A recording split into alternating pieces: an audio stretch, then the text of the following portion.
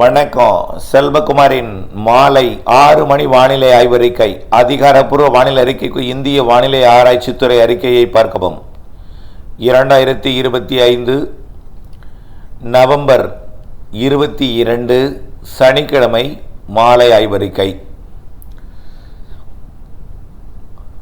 இலங்கைக்கு தெற்குப்புறம் தென் மேற்கு பகுதி மற்றும்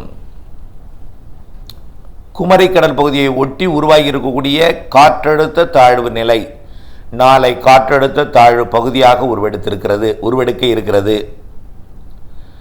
மலேசியா மற்றும் சுமத்ரா தீவு இடைப்பட்ட பகுதியில் நீடித்து கொண்டிருக்கூடிய காற்று சுழற்சி இப்பொழுதைக்கு காற்றழுத்த தாழ்வு பகுதியாக உருவாகாது. இது வரக்கூடிய 26, 27 தேதிகளில் தான் ஒரு காற்றழுத்த தாழ்வு பகுதியாக உருவாகும் என்று எதிர்பார்க்கப்படுகிறது. அதுவரை அதே மலேசியா மற்றும் சுமத்ரா தீவு இடைப்பட்ட பகுதியிலேயே நீடிக்கும். 24ஆம் தேதி மத்திய வங்கக்கடல் வருவதற்கெல்லாம் வாய்ப்பில்லை. தெற்கு மத்திய வங்கக்கடல் வருவதற்கு வாய்ப்பில்லை. 26ஆம் தேதி தான் தாழ்வு பகுதியாக உருவாகும். அதனால் அந்தமான் தெற்கு பகுதி, அதாவது தென்கிழக்கு வங்கக்கடலில் உருவாகி தீவிர புயலாக உருவாகும் என்று உலக மாதிரிகள் காட்டக்கூடிய அந்த நிகழ்வை பற்றி நாம் இப்பொழுதைக்கு நாம் கருத்தில் கொள்ள வேண்டியதில்லை என்று தான் தெரிகிறது. ஏனென்றால் இது அடுத்த நிகழ்வாக அதாவது டிசம்பர் மாத இறுதி, டிசம்பர் மாதம் முதல் வாரம், நவம்பர் மாத இறுதி நாட்களிலே உருவாகி டிசம்பர் முதல் வாரத்தில் வரக்கூடிய நிகழ்வு அது. டிசம்பர் 1 8ஆம் தேதி வரை எதிர்பார்க்கக்கூடிய நிகழ்வு அது. தாமதமடையும். 26, 27 எதிர்பார்க்கிறோம். அதுக்கும் தாமதமடையலாம். கண்டிப்பாக பொறுத்திருந்து பாருங்கள். உலக மாதிரியெல்லாம் 25, 26, 27 புயலாக உருவாகி பெரும் புயலாகி சூப்பர் புயல் வரைக்கும் போட்டுட்ருக்காங்க. பொறுத்திருந்து பாருங்கள். அப்படி நடப்பதற்கான வாய்ப்பு எனக்கு தெரியவில்லை. சுமத்ரா தீவு அருகே, மலேசியா சுமத்ரா தீவு அருகிலேயே அது காற்று சுழற்சியாகவே இருந்து கொண்டு இறுதியில், இந்த மாத இறுதியில் தான் தீவிரமடைந்து அடுத்த நிகழ்வாக வரும். அதற்கு முன் இப்பொழுது இலங்கை அருகே இருக்கக்கூடிய நிகழ்வு தான் தீவிரமடைய போகிறது என்பதை உறுதிபட தெரிவிக்கிறேன். இப்படியும் நடக்கலாம் என்கின்ற ஒரு அறிக்கைப்படியே இது நிகழ்கிறது. இது இப்பொழுதைக்கு தென் மாவட்டங்களின் பல்வேறு பகுதிகளில் நல்ல மழை பொழிந்து வருகிறது. கடலோரம் கனமழை, திண்டுக்கல் உள்ளிட்ட உள் மாவட்டங்களுக்கும் மேற்கு தொடர்ச்சி மலை மாவட்டங்களுக்கும் ஆங்காங்கே மழைப்பொழிவை கொடுத்து வருகிறது. டெல்டா மாவட்டங்களில் தொடர்ச்சியாக மழை பெய்து கொண்டே இருக்கிறது. விட்டு விட்டு கனமழை பெய்கிறது. வேதாரண்யம் உள்ளிட்ட பகுதிகளெல்லாம் நல்ல மழை. மயிலாடுதுறை, கடலோரம், வேதாரண்யம், நாகப்பட்டினம் மாவட்ட பகுதியெல்லாம் நல்ல மழை பொழிந்து வருகிறது. ஒட்டுமொத்த தமிழ்நாட்டிற்கு படிப்படியாக இந்த மழையோட அளவு தீவிரமடையும். இந்த நிகழ்வும் தீவிரமடையும். நிகழ்வு தீவிரமடைய போகிற காரணத்தினால்தான் மழையும் தீவிரமடைய போகிறது. இந்த நிகழ்வோட வாழ்காலம் 30ஆம் தேதி வரை. நல்லா நினப்பிச்சிங்க, 30ஆம் தேதி வரை. இன்றைக்கு தேதி 28, 8 நாள் இதோட வாழ்காலம். அப்போ எங்கெங்கெல்லாம் போகிறது என்பதை நாம் பார்க்க வேண்டும். எங்கெல்லாம் நிறைய மழைப்பொழிவை தரப்போகிறது என்பதை பார்க்க வேண்டும். தொடர்ந்து வானிலை ஆய்வறிக்கையோடு இணைந்திருக்க வேண்டும்.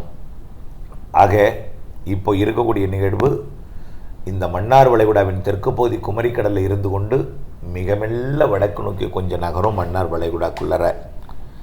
இதனால் மழைப்பொழிவு கண்டிப்பாக தீவிரமடையும்.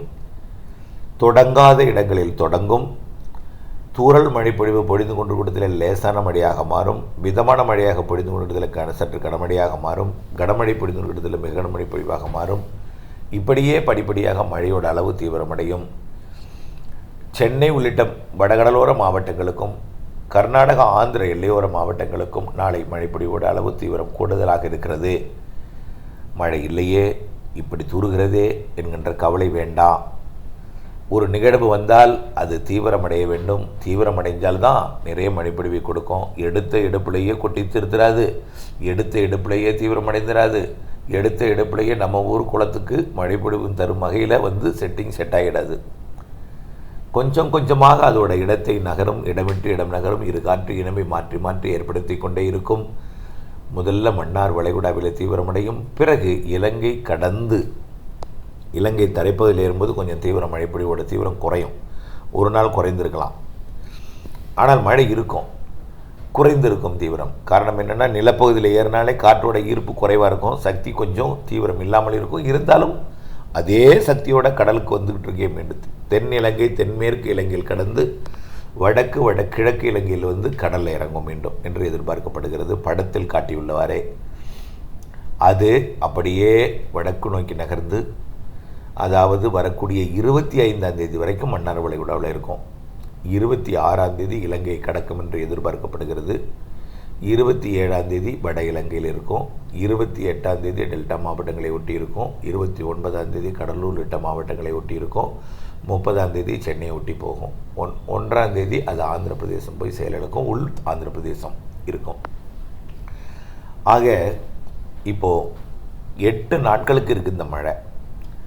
இப்போ டெல்டா மாவட்டங்களுக்கு வடக்கே நகர்ந்துட்டால் மழை குறையும். அப்போ 29 வரை டெல்டாவிற்கு இருக்குது. சென்னைக்கு 30ஆம் தேதி வரை இருக்குது. தொடங்கி தொடரும், தொடங்காத இடங்களில் தொடங்கி தொடரும்.